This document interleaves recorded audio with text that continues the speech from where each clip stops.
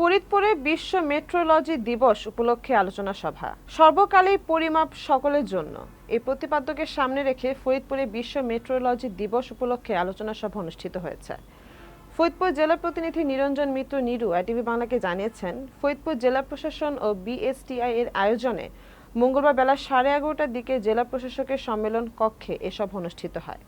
ফরিদপুরের অতিরিক্ত জেলা প্রশাসক সোহরাব হোসেনের সভাপতিত্বে সভায় স্বাগত বক্তব্য রাখেন ফরিদপুর বিএসটিআই এর উপপরিচালক কামাল হোসেন। বিশেষ অতিথির বক্তব্য রাখেন অতিরিক্ত পুলিশ সুপার শামসুল আজম। এ সময় উপস্থিত ছিলেন ফরিদপুর ফিলিং স্টেশন মালিক সমিতির সাধারণ সম্পাদক বদিউজ্জামান পলাশ, পরিবহন ব্যবসায়ী শাহিন চৌধুরী সহ প্রমুখ। অনুষ্ঠানটি সঞ্চালনা করেন ফরিদপুর বিএসটিআই এর সহকারী পরিচালক আলিয়া খাতুন। এ সময় পাওয়ার পয়েন্টের মাধ্যমে প্রতিষ্ঠানটির বিভিন্ন কার্যক্রম তুলে ধরেন বিএসটিআই এর ফিল্ড অফিসার প্রকৌশলী এস.এম. সোহরাব হোসেন এবং পরিদর্শক খালিদ হাসান।